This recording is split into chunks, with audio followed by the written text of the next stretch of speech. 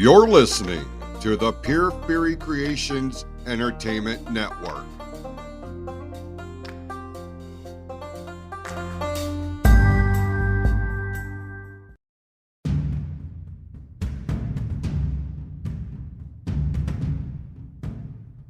The views and opinions expressed on this episode are those of the speaker and do not necessarily reflect the views, opinions, or philosophies of the PFC Entertainment Network or any of the affiliates that make this show possible. This show has also been rated M for mature audiences only.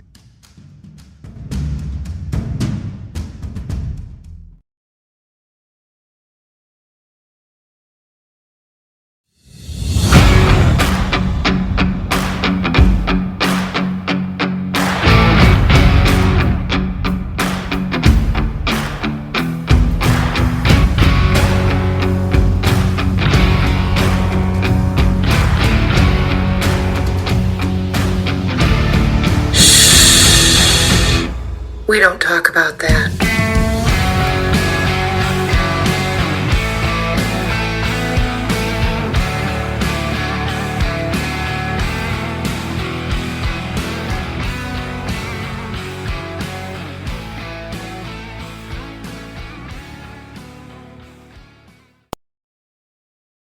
Well, welcome back to Shh, We Don't Talk About That.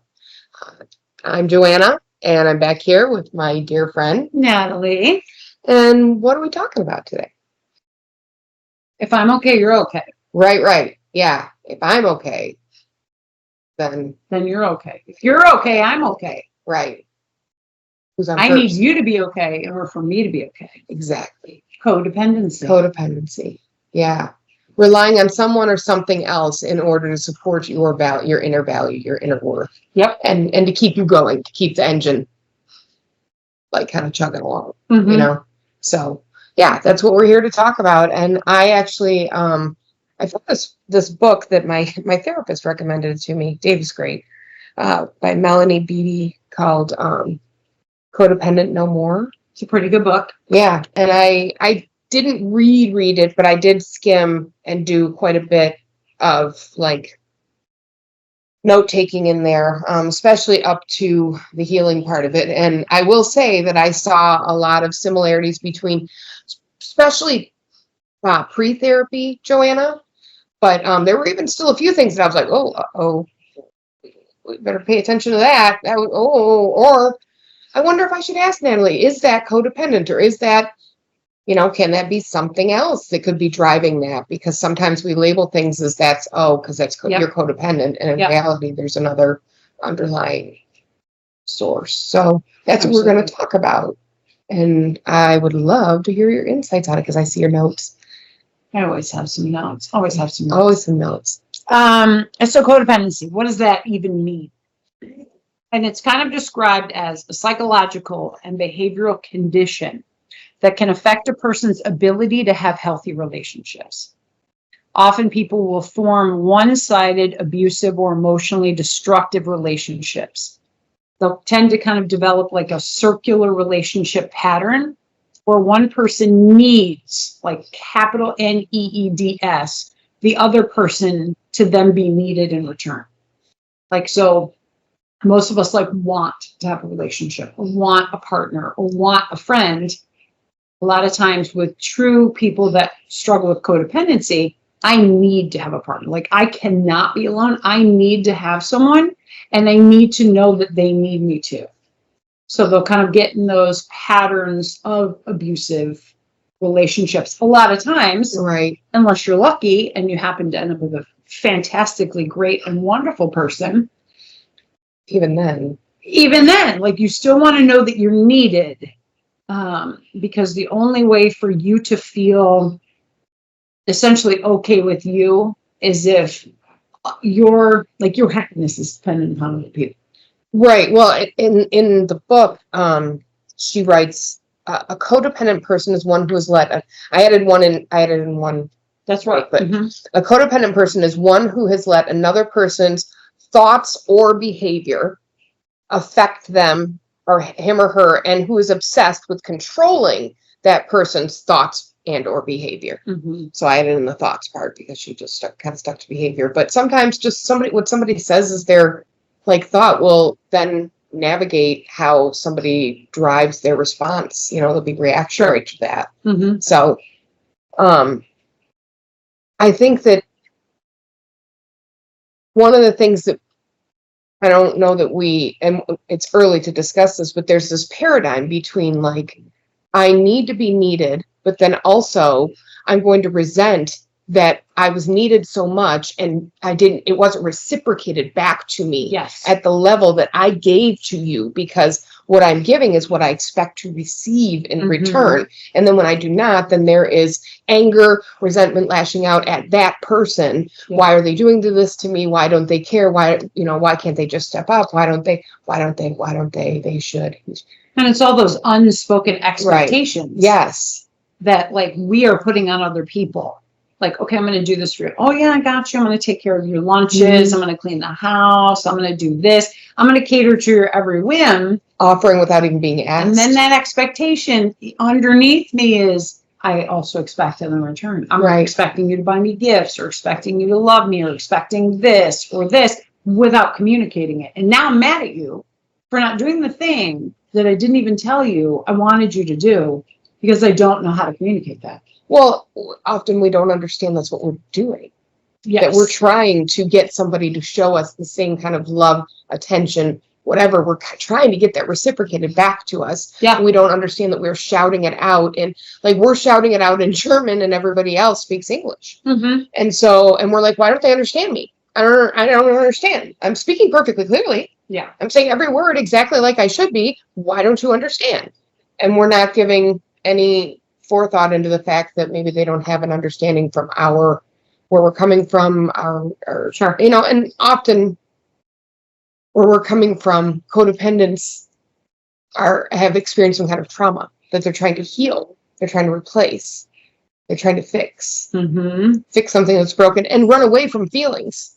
Yes. So you get those feelings of anger, resentment, and then you try and run away from them, which leads you back to feeling like, well, I'll just make myself busy by having somebody else need me. And then you'll find that the next person, the next project, the next thing get in the same thing. And now I need to be needed. And then why isn't anybody there for me the way I'm there for them? And I'm so exhausted. And then back to, okay, well, I don't want to look at those underlying feelings. So what's the next project? What's the next person?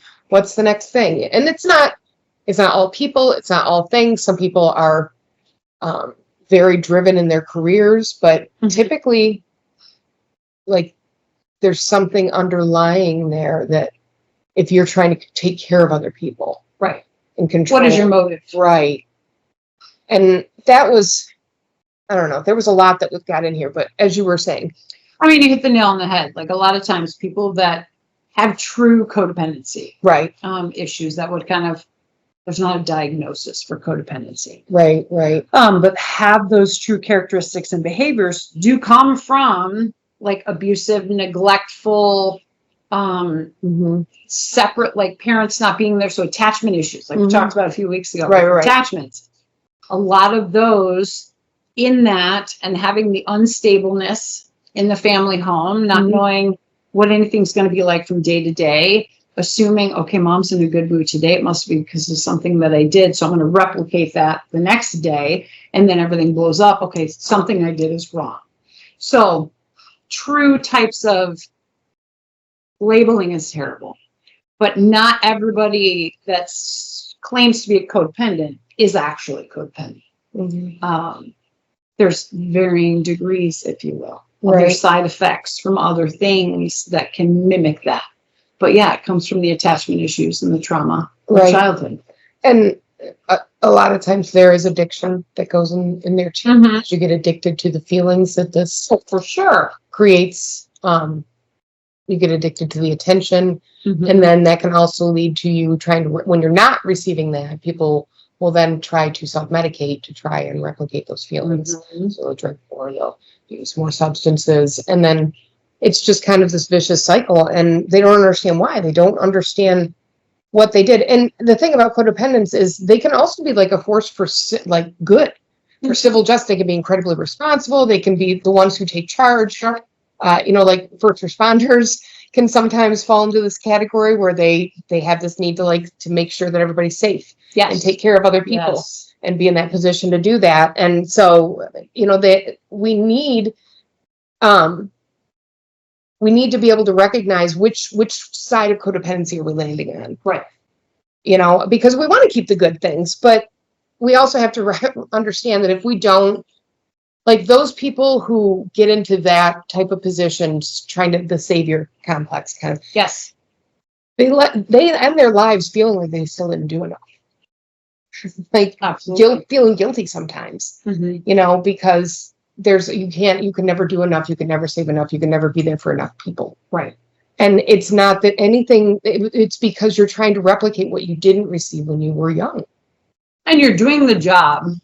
If you do have kind of that type of personality, you're doing the job because you need to be needed. Right. Is like satiated every single day. And then once you retire and you lose that job and you have not really addressed those kind of underlying feelings and those underlying needs of what you're searching for, what you're seeking, then a lot of times that's where a lot of suicides will come into play. Right. A lot more depression, things of that nature, because now I'm no longer needed. And if I'm no longer needed, then why am I even existing? Right. What does that mean? Because I need to be needed. Yeah. Yeah. Empty nest syndrome.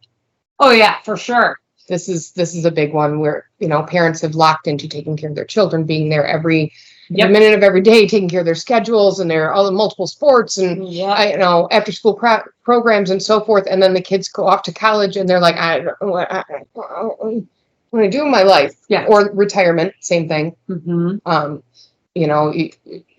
why what they talk about, that you can lock onto a thing, not necessarily just a person. Sure.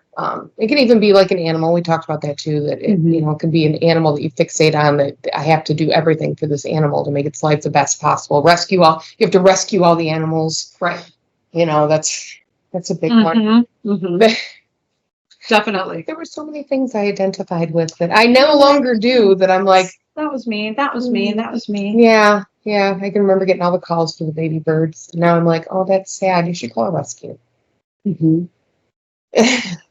Boundaries. Yeah. So, and that's it. But there were a lot of characteristics that she talked about that I identified with. And I'm not going to read them all off, but like she had groupings under like caretaking, low self-worth,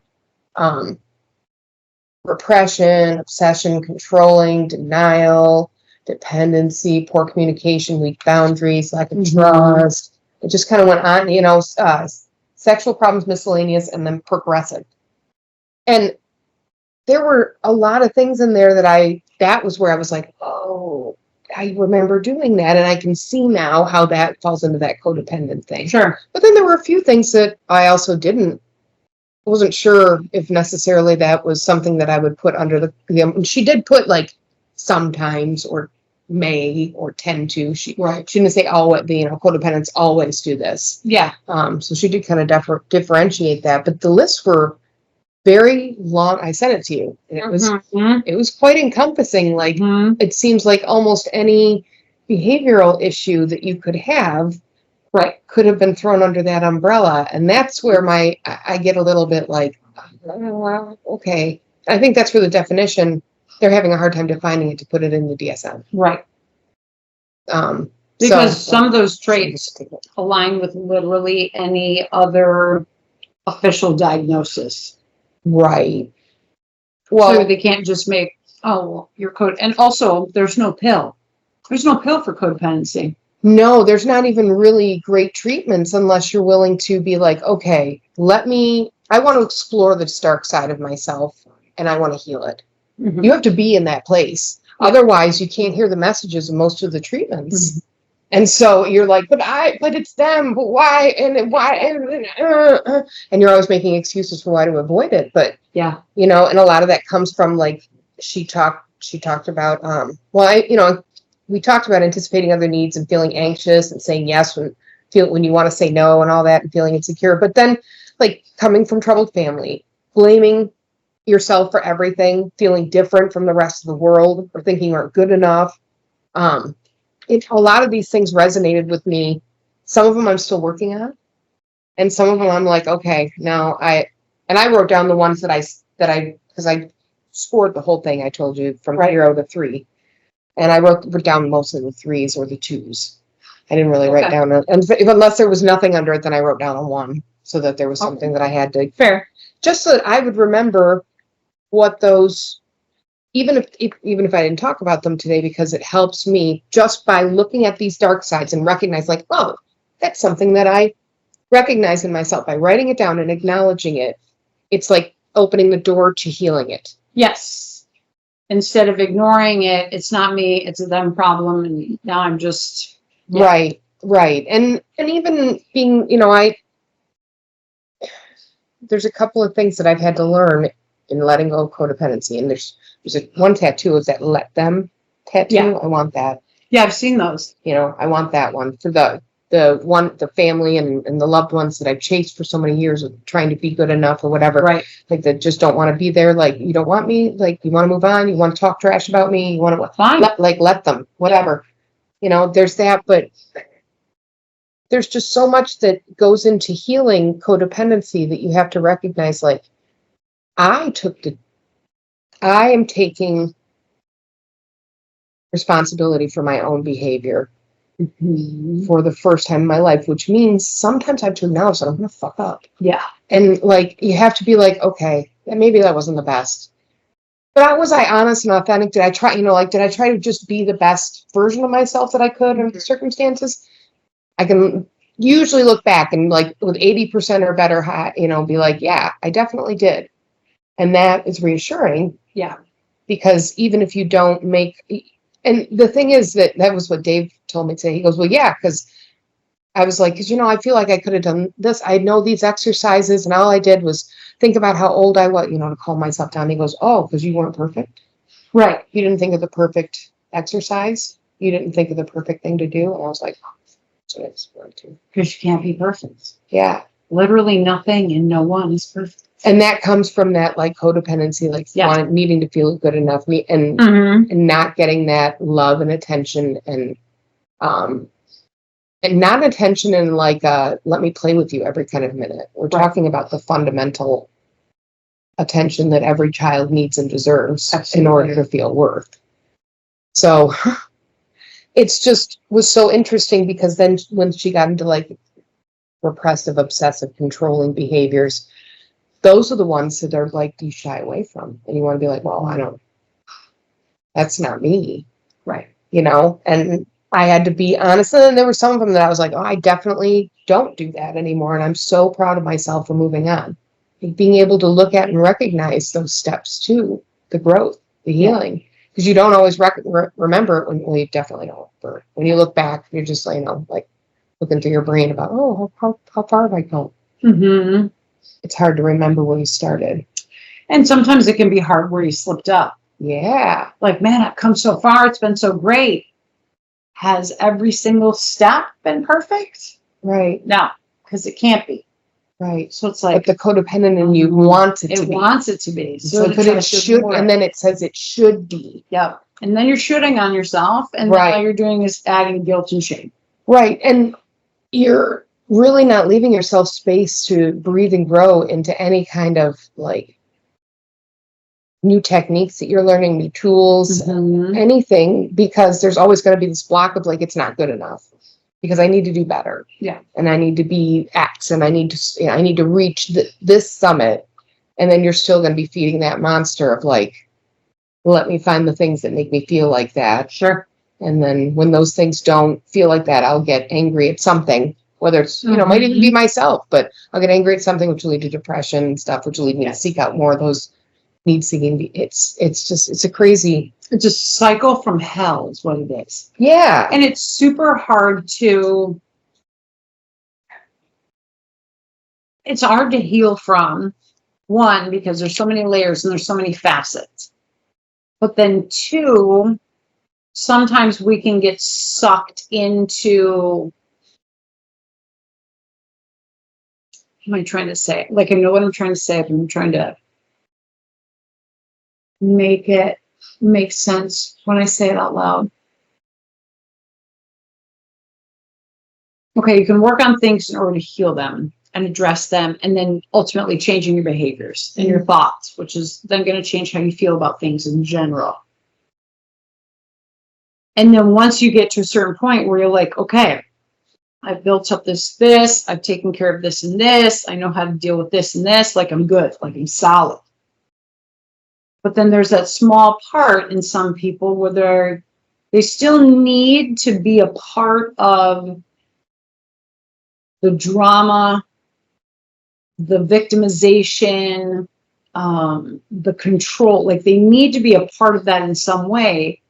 So even in your day-to-day life, like everything is good, and you feel solid and everything is in place, there might be some part of some people, of course, because it's not always, it's not everybody, that are seeking out something, like another facet of their life where they can then feel like the victim, or then they can try to control situations, where they can still feed that little beast inside of them. You know, it's almost like a victim or hero complex. It's going to be Kind of, yeah. You're either going to be the victim or the hero in Right. almost every situation. And you can't handle not being either.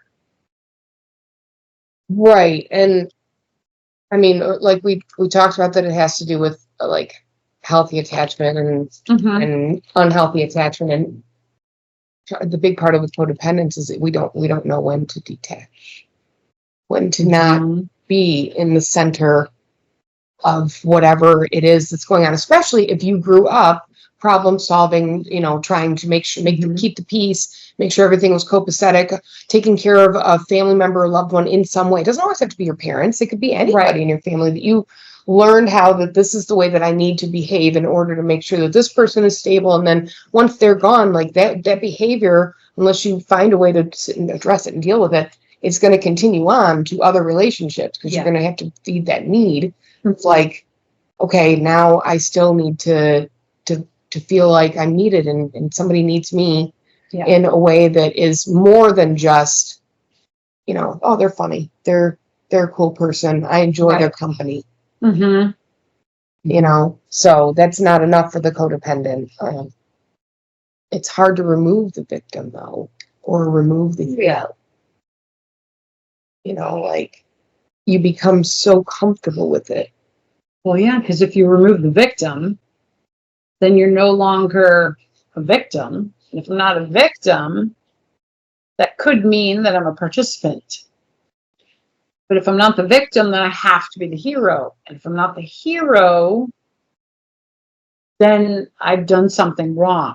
Right. So you have like both facets, whether it's the hero or the victim, has to look at their roles in things. And oftentimes, as we've said, like that's the hardest part. And this is where like a both can be true thing. Like you could have absolutely done your best and tried your best and still for sure recognize like, you know what? Really fucked that up. Right. Like I really could have done better in that situation. Or I didn't know better. And now I'm learning and I didn't understand that this was my like attachment style, the way that I was trying to get love and validation. Right.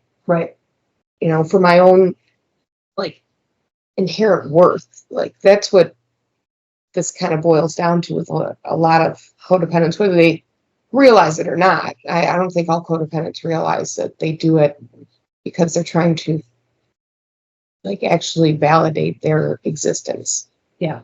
You know, but if I have nothing to validate me, right, then what do I have? Exactly. And I can remember like being in therapy and in the beginning, Dave, you know, talking a lot about God and I'm a spiritual person. I don't have any problem with God, but he kept saying, you know, like God loves you and he's the one who created you and that gives you worth. And I said, okay, well, what would you say to somebody? What would you say to an atheist who came in here and didn't believe in God? Right. What then do you give them to build on to say, because that's what I want to feel. I don't want to feel like I'm only worth it because God made me. Right. Yeah.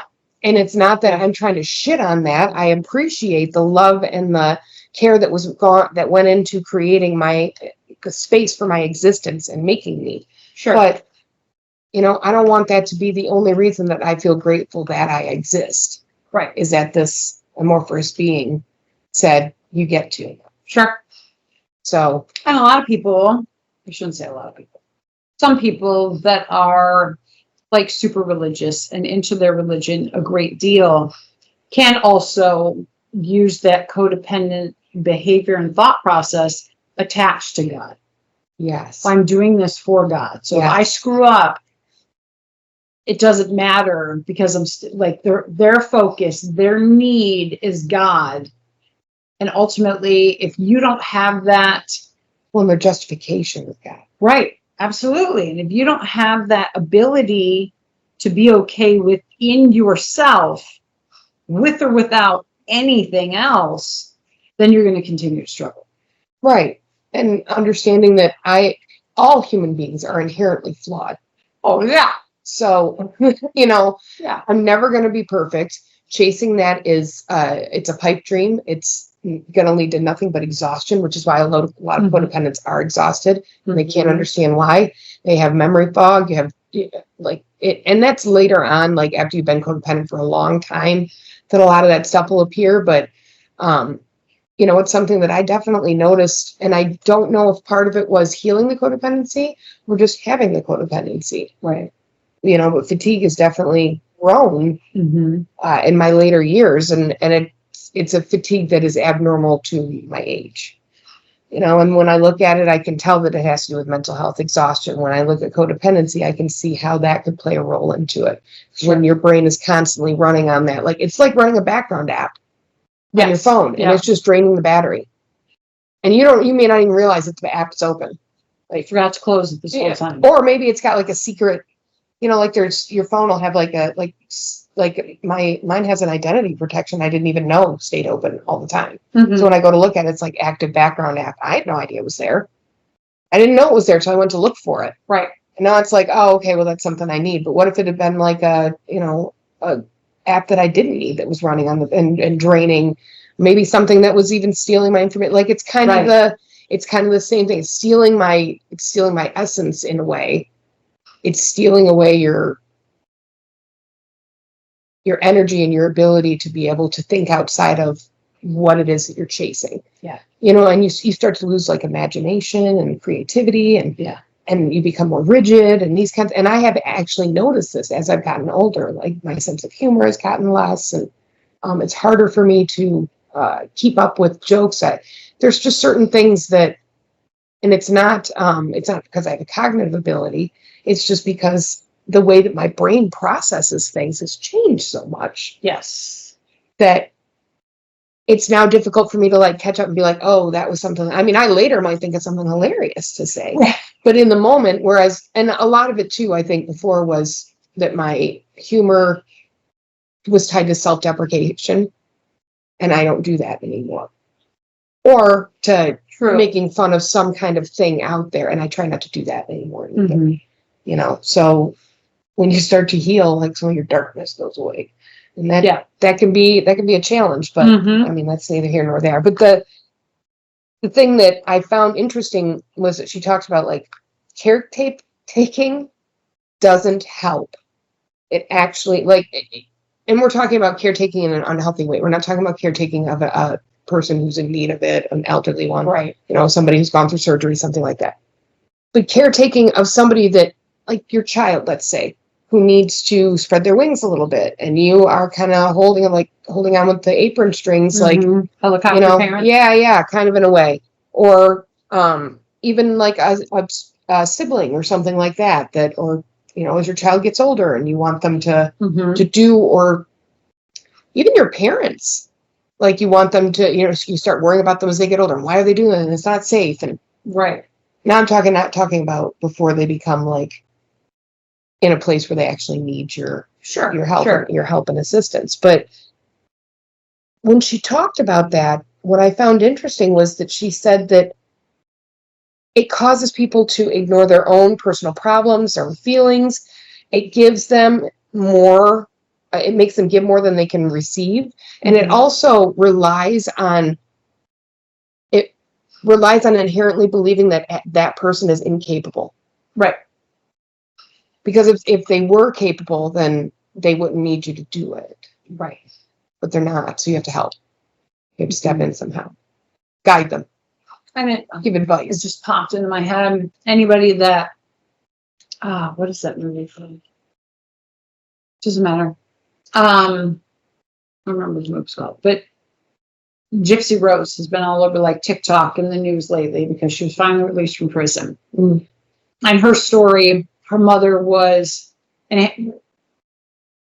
unofficially diagnosed with Munchausen by proxy.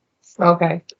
So, which is definitely a disorder where you need the attention to be on you in a positive light. But the only way I can do that is by ensuring that somebody else is sick Mm-hmm. in a negative way. So it's typically mother to child. Mm-hmm. Not that it couldn't be any other type of relationship, but typically mother to child. Right. To where, like, you start poisoning your own child to make them sicker so that people look at you like, oh, you are doing such a good job. Yep. You're such a wonderful person. Let me donate this. Let me help this. All of the things that Gypsy Rose's mother achieved by making her daughter completely sick. Right. And that little girl not realizing until she started to realize. And then, unfortunately, or fortunately, her and her boyfriend killed her mother, and that's why she was in prison. But like, and then now as an adult, to try to recover from that, because her mother was so codependent upon her, and Right. she in turn became so codependent on her mother. Right. To then have that kind of ripped away, it's just, it like tears at the fabric of the person because you're so intertwined, Right. which it can be so dangerous. And that is that we're talking about an extreme situation, Oh, but absolutely. there are so many other relationships that are on lesser levels Mhm. that are kind of almost equally as dangerous. You can get physical, emotional damage from being codependent, from being around codependents. Out. Out. You go foot. Hey. Sorry, the tap dancing dog came in, so just ignore that tap dancing in the background. He's gonna tap dance for a little bit. It's okay. But yeah, Oh. you can definitely ignore it and pretend like it's not there, even though it is there. Right. And it's just gonna build and grow. And then before you know it, you're gonna be exploding and, murdering your mother or poisoning your child. Right.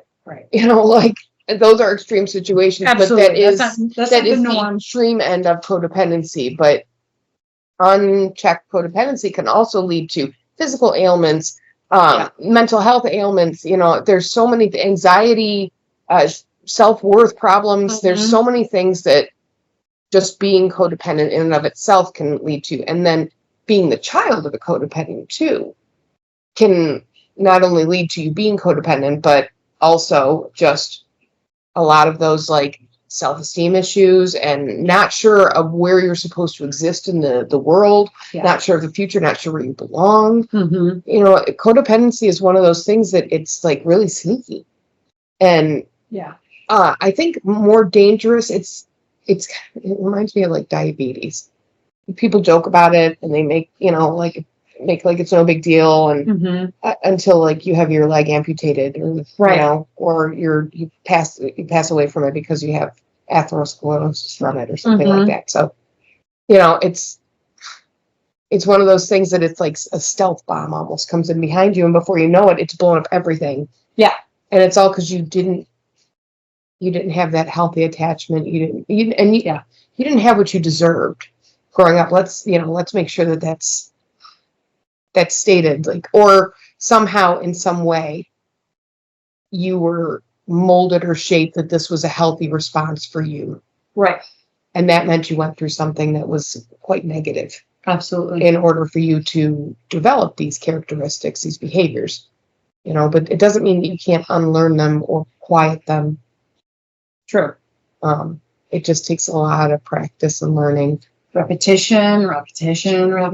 Man. And holding yourself accountable. Right. and allowing other people to hold you accountable, i.e. your therapist, Yep. your best friend, your parent, whoever it is that you trust to hold you accountable in a way for you to be able to be like, okay, I'm just going to ignore that person. I'm going to attack them. Being like, okay, so what you're saying is I just did A, B, or C. Yes.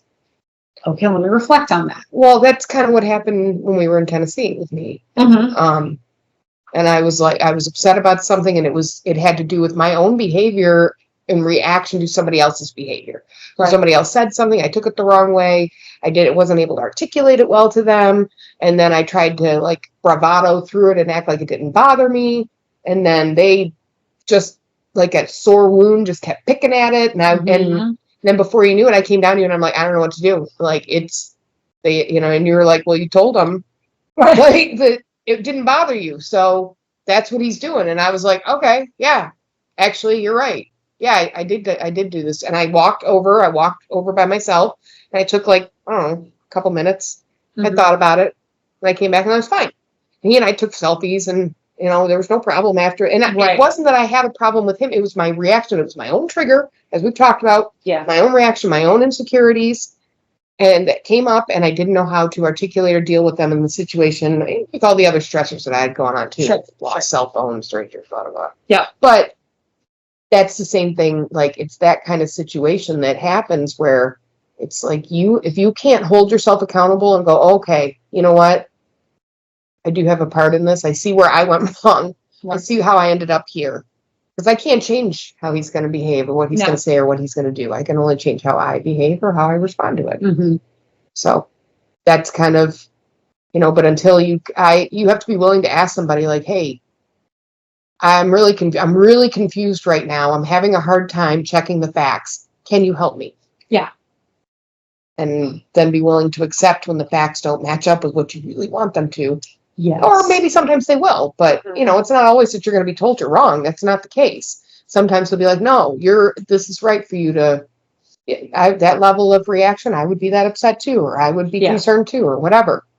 But, and that validation, all that does is just, it's an external validation. Like it's still the internal one that matters. But yes, it will, at least if you go to a safe person, like somebody who you know and trust, that knows your background, that is stable, has solid attachment, somebody who's got a background in mental health, something like that, then you can pretty much trust that the response that you're getting is one that's going to be authentic and not, geared from their own like devices and their own place of trying to get something done. So then you get better information back, I think. Absolutely. And if you take that information and apply it to yourself, you can then grow. And you might fuck up along the way. Like, as a matter of fact, you will. You will fuck up. There is no doubt about it. You're going to fuck up. It's going to happen. And it's okay. Yeah. There will be other opportunities where you are not going to fuck up. And you'll fuck up less and less. Less and less. Yep. You're never going to be perfect. Like, no. There's zero reason to ever try to attain perfection because it literally cannot happen. Right. Like, you can't. You can even try to maintain perfection on cooking the perfect steak. Bet you there's 12 million other people that can cook a better steak than you just achieved. Like, you're never going to achieve it because perfection is a complete illusion that we've created somehow. Yeah, it doesn't matter. Like, there's no situation you can come up with where perfection is sustainable. You may reach a level of like the highest standards, but even still, we're all just human beings. Exactly. So chasing that, you're wasting energy. Yes. So maybe instead try and look like, why do I need to chase this? And what can I do differently so I stop chasing it? Yes. Because that's the ultimate goal, right? Is that we stop chasing those feelings and that validation from other people, that external feeling, and start feeling it internally and feeling like, you know what, no matter what happens, this is cool. I'm enough. It doesn't matter if I helped out or didn't help out, volunteered or didn't volunteer. Right. Wasn't, and we're not talking about like your father's on their deathbed and you just decide not to go.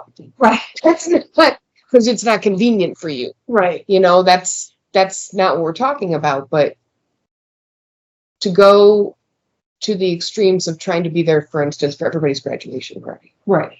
or, you know, you're going to try to go to all of their friends, you know, kids, not just their graduation parties, but their commencements through the summer, and then make sure that you give them, you know, X amount of money so that everybody knows how much you love each kid. Right. And if you don't give them enough, then they won't know how much you love them.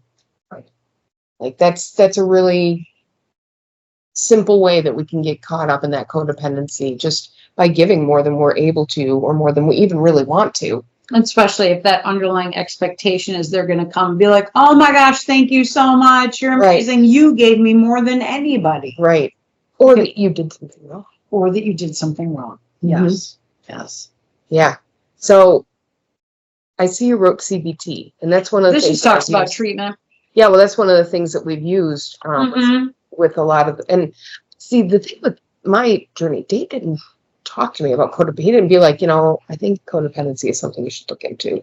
Right. For a long time. And when he did it more in a adjacent way. Like, hey, this person that you're having trouble with, who is very similar to me, I think maybe they're codependent, and you should read this book. And that's right. Got the book from, you know. And then when I started reading, I was like, oh, I see what you did there. I see what you did there, sir. All right. Okay. Yeah, okay. Uh-huh. Okay. Mm-hmm. And, you know, and we discussed that. Like the next, I was like, sir, just so you know, I see what you did. And I appreciate it now. You know, having taken the time to, it's hard. I have probably 12 books from Dave. And so it's hard to sit and read all, and this has been within the last like 2 years. Yeah. To read all of these self-help books, especially when you don't have the background in the education, it can be difficult to read them. Yeah. So I space them out, and I'll read a few pages in one. I might read a few pages in another, especially if they go together. And then I kind of set them down, and I go to a podcast, and I go to something else. But I keep the growth going. Yeah. As much as I can, and the self-accountability. And that's where I found that I get the most growth is when I hold myself accountable. It's weird, like holding myself accountable, but being gentle about it, and not just being like, I am the only one responsible.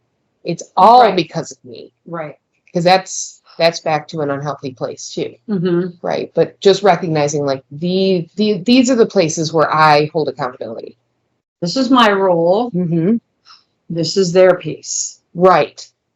That's okay. And then being able to separate it, and being able to recognize it as you heal, like may not heal, and relationships may separate, you may get distance, they may look different. It doesn't mean that there's not love there or caring or whatever, but you may end up with a different looking relationship because you are not at the same place in your journey. Yeah, exactly. You know, so that shouldn't discourage you from healing.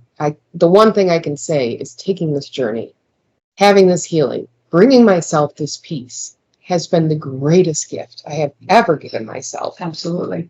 And that is, I'm sorry, kids, but unfortunately that includes you. Like, this is the greatest gift I have ever given myself, because I can be a better mother to both of my children and a better grandmother to my grandchildren, and because more importantly, I can be a better person for myself. Yes. I can be like a parent for myself that I never had. You know, and so that I think I've been doing a lot of my EMDR recently, and been working on a lot of those value issues, and this coalesced a lot at the same time with like, okay, I can see how I'm shifting away from that, and some of it that I'm still doing, and this is where I need to shine a spotlight. And you know, it was really interesting, but I just hope that people hope that all of our 20 listeners listen to this and find hope from it, because there is nothing that I have experienced that's greater, like I said, than going through this journey and coming out on the other side and feeling like, man, I can finally exhale. Yeah. Just for me. So, which is awesome. Yeah, it's awesome. So, I mean, we had mentioned, like it takes that perseverance, it takes that time, it takes that persistency. Is that a word? Persistence. I don't know. Persistency. And I don't think Consistency. consistency. Like you have to continue to work on it To work over and over and over again. right. But a big piece to being able to kind of separate from some of those codependent behaviors is by building boundaries. Right. Yes. Because the only way for you Which is to so do the best thing for you is like for you to be the best you can be, you have to have boundaries. Well, and boundaries are the hardest thing, I think, for codependents. Super hard. And to recognize where you need a boundary. And then to maintain them along the way, no matter what. So to be able to maintain them. you got to recognize where you need it. You got to be able to articulate what you need to that person, set your boundary. And the boundary is always about, this is what I am willing to do or accept. And these are the consequences. It's not about a boundary cannot be, a real boundary is not, you can't do this, or you have to go to counseling, right? Or we're over.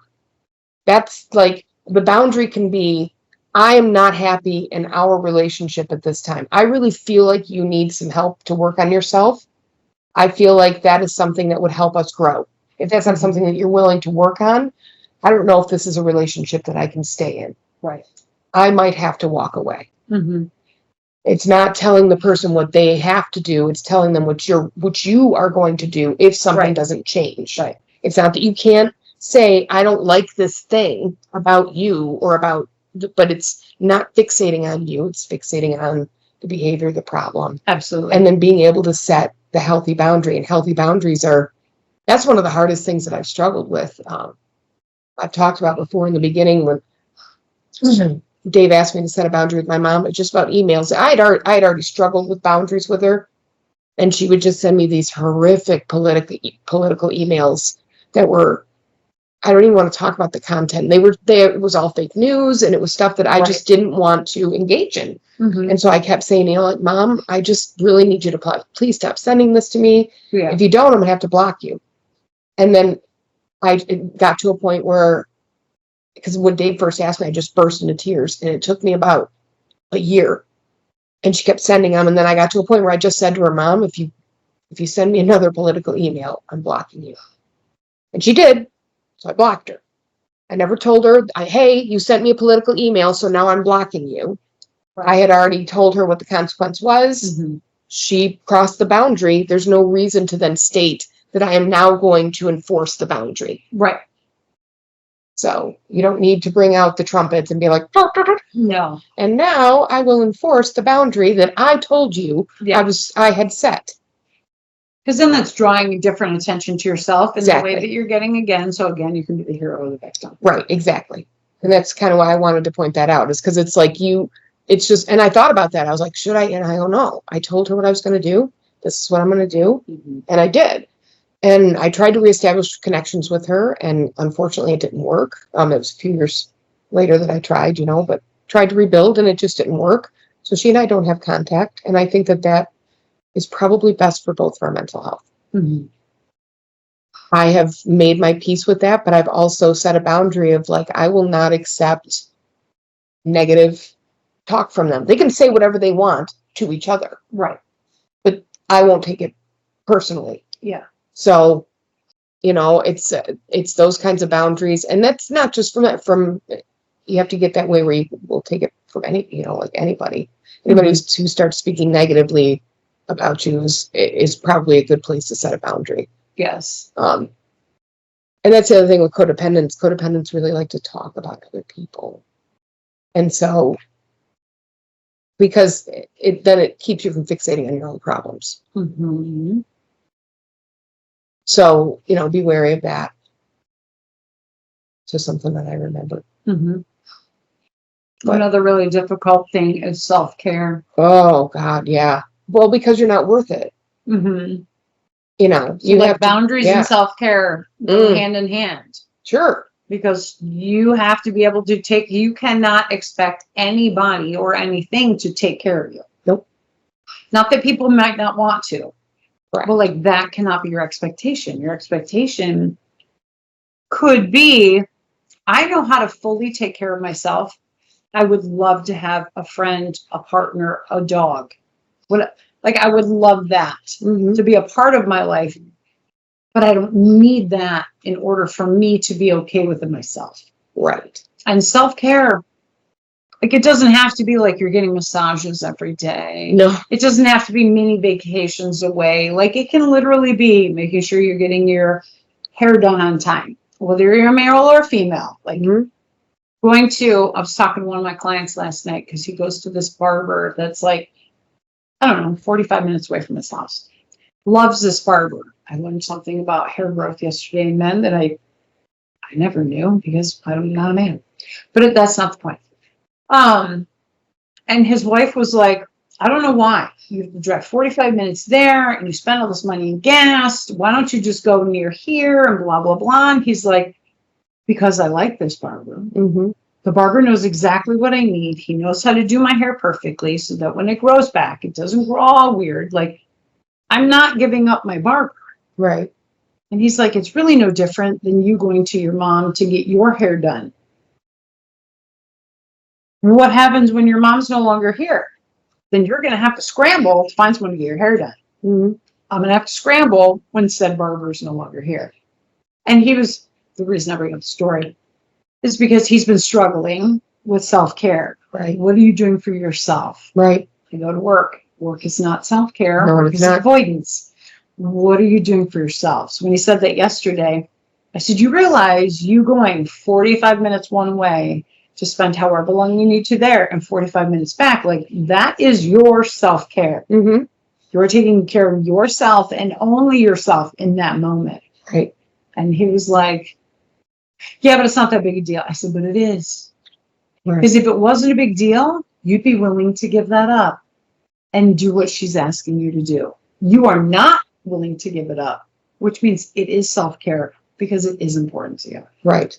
But it's hard to find those things that are self-care for you, something that you are not willing to give up, regardless of what anybody wants you to do, that is good for you. Drugs? No, drugs don't count as self-care. Alcohol does not count as self-care. Cigarettes, nicotine, all of the things do not count as self-care. No. But like reading comic books, playing an appropriate amount of gaming, because there are gaming addictions, but like reading, being able to take walks, going for a run, like there's such thing as too much and there's such thing as absolutely none. So finding that place where you're like, no matter what, doesn't matter, I'm going for a 2-mile run every day. Great, do that. Find a way to do that because that's you taking care of yourself. But it's hard to look at those pieces when you don't feel like you deserve to do that. Right. And if I'm gone, how are you going to manage anything at home? Well, yeah. I have to be here in order for you to manage. Because I'm the only one who knows how to do it right. Exactly. I can do it the best. I'm the one who can get it done. Yeah. Yeah. So, and codependents will often use like, well, I have to take care of said thing, so I don't have time to take care of me. And we as codependents forget that you cannot pour from an empty cup. No. It is impossible. So if you keep pouring yourself out to this person, that person, that person, that person, that thing, and this project and that project, before you know it, you are burned out. You have nothing left to give, nothing in the tank. You start having physical ailments, mental ailments. We've talked about this. And then, you end up in a place where you're like, how the fuck did I get here? Like, what happened? I don't understand. You start having problems in your life that you don't understand where the root is coming from, that you're actually the source of it. Yeah. That I'm the one who's causing people to react to me this way just by going around complaining about my woes everywhere. So everybody will know how bad I feel. Or so they can then make me feel bad. Exactly. So that I can be the victim and then I will be needed. Because if I'm the victim, I'm still needed. Right. If I'm the hero, I'm still needed. Because then I'm taking care of other people. Yes. It all comes down to I need to be needed. If you're okay, then I'm okay. Yeah. Right. Absolutely. Yeah. So my one little thing I also wanted to throw out there is they have, and this is professional experience. So there's codependency groups, like Codependency Anonymous, CODA groups. These can be great. and amazing on so many levels. Mhm. Because you're learning from other people, you're hearing other people, being able to be more accountable for their behavior and their changes and things. Right. Just like I said, there can be too much of something. Right. Sometimes in some groups, depending on how they're run, and this is where earlier in my presentation about things, that one part of you that still wants that victim hero-ness, that still wants that need to be needed, or just listening to other people's stories makes you feel good about yourself, but in an unhealthy way. Some coded groups can do that. Right. Where you're only going just so you can hear about everybody else's misery because it makes you feel better about where you're at. That's a terrible thing to do. Right. Because again, then you're like, oh, I'm the hero because I was able to cure myself from this. But I'm still finding a way to attend to this small need to where, oh, these people will never make it. I made it. Okay. So you're going for a negative, you're attending a positive group for a negative experience, which will then make you feel positive. Right. Which isn't healthy. No. So, like, people can be in AA for 500 million years. Well, maybe not, because nobody can live that long. But in AA for 500 million years, professionally speaking, going to CODA for 500 million years isn't helping you do anything. Right.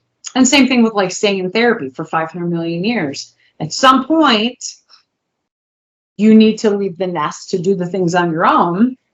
At some point, you need to say, I've learned everything I can from this group or this person. I'm going to go at it on my own and have my own support team, like my own circle of people that are going to catch me if I need to. I know I can go back and reach back out, but I don't want to become codependent on a codependent group or codependent on a therapist, as I've already healed myself from so many other codependent pieces.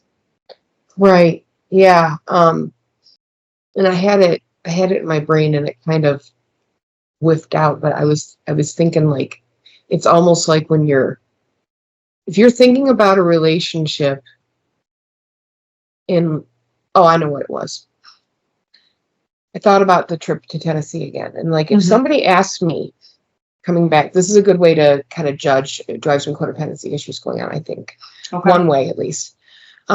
If somebody asked me about it in a trip or an adventure or something, and I focus on all the things that happened to me, this bad thing happened, this bad thing happened, this bad thing happened, this negative thing happened, this, or only this positive thing happened, instead of talking about like the events of the trip and the other people. Now, if it's a trip by yourself and you went off to explore the desert, like there's a little more understanding that I'm only going to talk about me. But if you're in a group setting, for instance, when I came back from Tennessee, the old me, and I thought about this because it came up in, like my first response, and I had to over to the first response was to talk about the lost phone, feeling weird, feeling a stranger. And then I was like, wait a minute. Then I'm cultivating looking for attention versus just talking about the events that happened and whether or not I enjoyed them and they were positive or negative. You can frame it in that way where it's not like what happened to me. Right. It's just what happened around me. So it's about how you're applying it to yourself or how you are applying, like, I was there to save this. And that party wouldn't have been as good if I hadn't been there. Right. Like, I was there to make sure that the party was rocking, or I was there to make sure that this person was sad and I took care of them, or there was an injury and I swooped in. You always have to look at where the intention comes from. And I think that'll give you a good idea as to whether or not it's from a healthy place. Right. Or maybe a place where you need to reassess, what's my reason behind this? How old do I feel? What am I looking for? What am I trying to seek? What void am I trying to fill? What do I need to do for that? That's not unhealthy. That's not attention seeking, or that's not, like victimization or something like that. So, right. But it's, again, being able to look at yourself and be like, okay, I am doing these things. Yeah. And ultimately your goal is for it to be, it's okay if you're not okay, Yeah, I'm still okay. exactly. Yes, exactly. I care about you. I love you. That doesn't affect whether I'm okay or not. Exactly. So they're two separate things. And once you can separate those, then you are looking at less at codependency and more at healthy attachment. Absolutely. Yeah.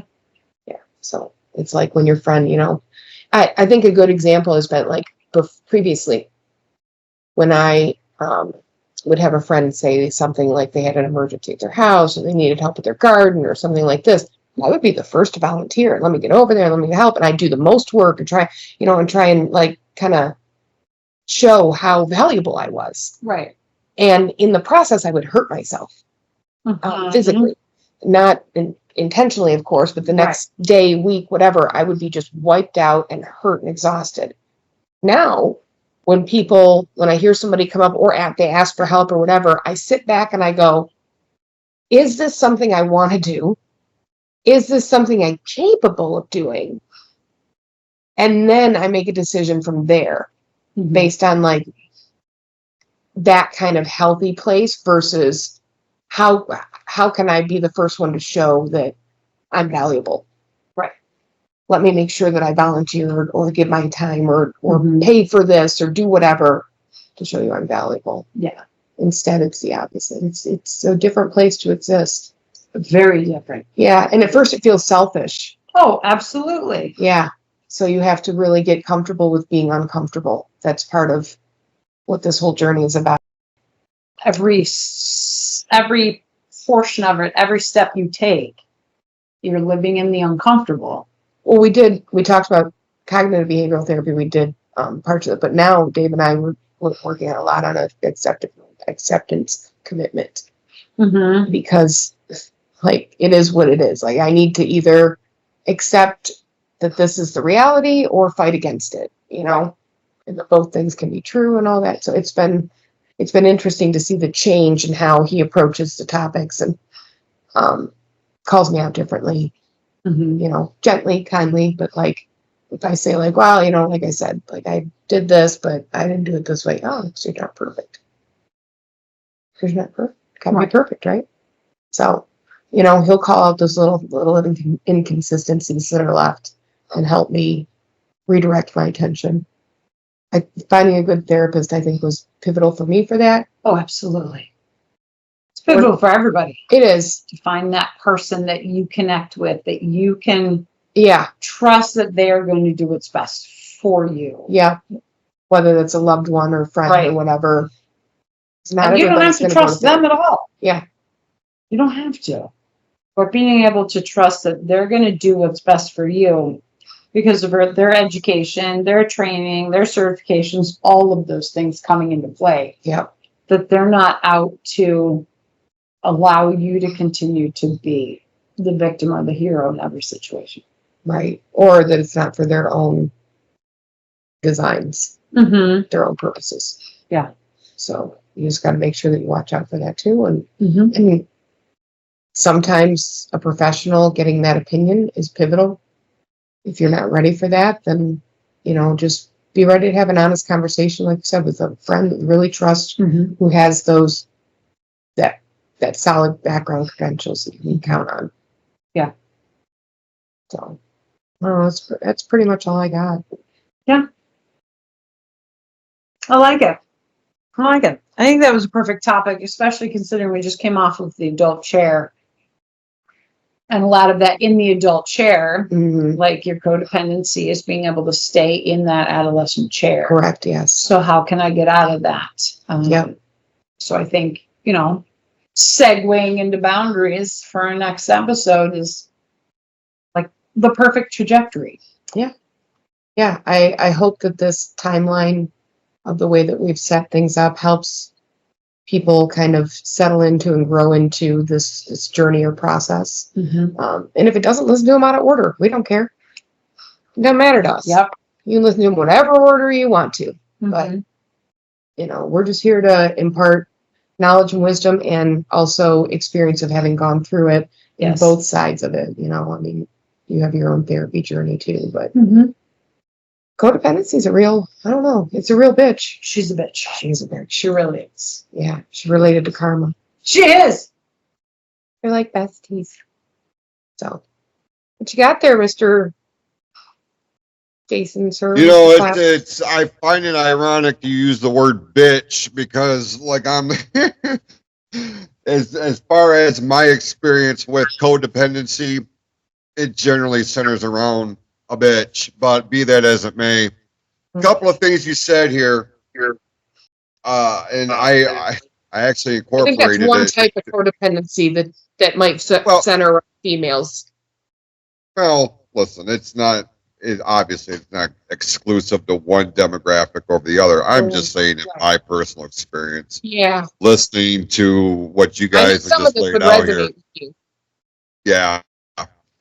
You know, the biggest thing though that resonated with me is the fact that I'm doing something that you guys talked about as soon as this weekend. And that is taking the time out for self-care and focusing on myself to avoid burnout, especially this week. The next 2 weeks around this network is fucking insane. I'm just going to throw it out there. Between the scheduling, we had a new show debut. We've got a TV this Friday. We've got Pride next weekend. Like there's so much going on, right? So I'm like, if I don't hit the pause button now, I do run the risk of running the candle at both ends, and then the closer it gets to the center, man, like I needed to avoid all that. Yeah. And having gone through what I've gone through in my time, I have recognized how important that is. I have recognized where codependency has been instilled at me, and I have done the same thing. You know, it took catastrophic events for me to come to terms with that and to readjust my thought process. But man, when I did, things run a lot smoother, a lot less drama in my world nowadays because I do not entertain that bullshit anymore. I just do not. That is one thing I have zero patience for. Like you'll get bare minimum, and that's it. Once I'll give you an opportunity. Once you do with that opportunity, if you piss it away, you piss it away, and that's the end of the story. I do not entertain this shit no more because it all revolves around threatening my inner peace, and I will not have that. Not for anybody, not for anything. It's too important. I've become addicted to that feeling. You know what I mean? And that's decades of being put on the back burner or made to feel less than, or you know, the bully, the manipulation, the codependency, I mean, you go right on down the line. The things that you guys have talked about over the last handful of weeks, especially, it's like a vortex, man. It's all circling around because you got to have 56 things that have to happen simultaneously for a tornado to happen. Scientific fact. This is very much along those lines. So in order, to avoid all that, this is where, that self-care comes into play. This is where taking a weekend out and making myself unreachable is very, very beneficial. You've got to have that reset button so that you can come out of it on the other side. Be like, all right, we are here to conquer the world. Who is my first victim on the list? That's my mentality. You know what I mean? But another fine episode, ladies. I don't mind telling you. All right. Well, Thank you. We appreciate that, sir. We appreciate everybody tuning in. Yeah, absolutely. Yeah, for sure. Sorry, I took your word. That's okay. I get in trouble for that. You can say absolutely. I share it. I'm going to use that as the segue. Check out our online store over at pfcstore.printify.me. There is a number of different articles of merchandise that does have Natalie's absolutely logo on it. There is a variety of apparel and other gimmicks that have their faces on it or their logos or whatever you're looking for this particular show or any of our shows across the network. Head on over to our online store. And as a programming note, as this show drops, this Saturday, which will be June the 8th, Holly Pride goes down at noon at the American Legion in Holly, Michigan. The PFC All-Stars are going to be live and in person, podcasting, broadcasting, simulcasting, live streaming.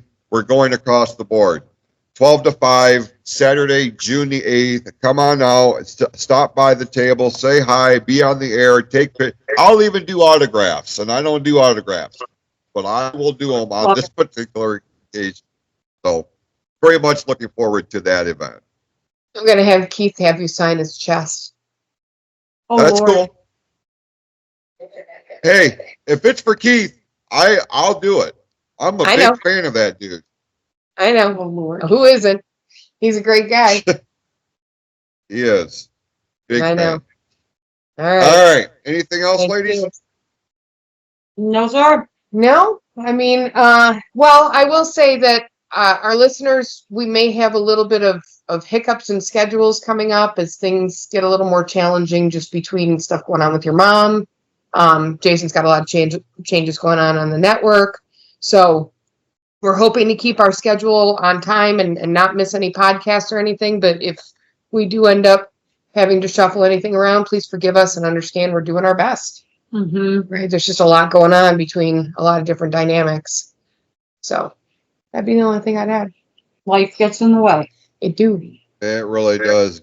Life don't do no jobs. It's going to take priority whether we want it to or not. But you can Yep. stay up to date with all of our schedules, any and all changes that may take place either on the Facebook page for this particular show or pfcnetwork.net, the official website for all of our shows here on the Pure Fury Creations Entertainment Network. With that, go out this week, be awesome to yourselves and to each other. We'll see you next time right here on Shh, We Don't Talk About That, here on the PFC Entertainment Network.